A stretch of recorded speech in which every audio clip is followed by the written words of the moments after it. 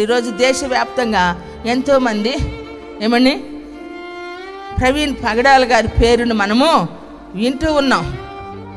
అతని మరణ వార్త వినగానే ఈరోజు గొప్ప గొప్ప దైవజనులు సైతం కూడా ఒక్క నిమిషం అలాగ గుండెలు ఆగిపోయినంత పని అయిపోయింది.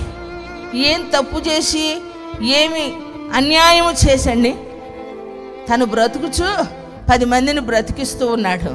సమాజానికి చిరునవ్వుతో ఏం చేస్తూ ఉన్నాడు? వాస్తవాలు తెలియజేస్తూ ఉన్నాడు. మతాన్ని ప్రకటించలేదు, మార్గాన్ని బోధిస్తూ ఉన్నాడు. సత్యాన్ని ఏం చేస్తూ ఉన్నాడు?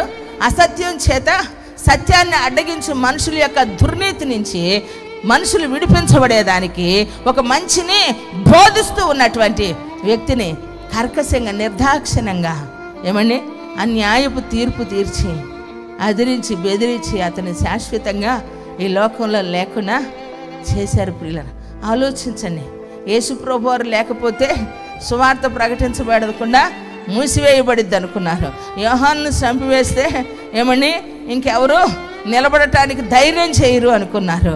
స్టెఫన్ను చంపేస్తే విశ్వాసులు కూడా సద్దుమణిగిపోతారు అనుకున్నారు.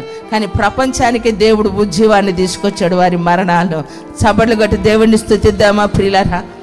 ఎందుకంటే క్రైస్తవ్యం అనేటువంటిది ఒకనాటిది కాదండి. ఇది ఆరని ప్రేమ, ఆర్పజ్వాలని ప్రేమ, దేవుని యొక్క ప్రేమ. దాన్ని అనుభవించిన ఏ వ్యక్తి అయినా దేవుని కొరకు మరణించేదాని కొరకు ఇష్టపడతారండి.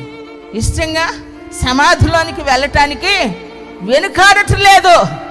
కారణం శాశ్వతమైనటువంటి జీవాన్ని పొందుకున్నటకు.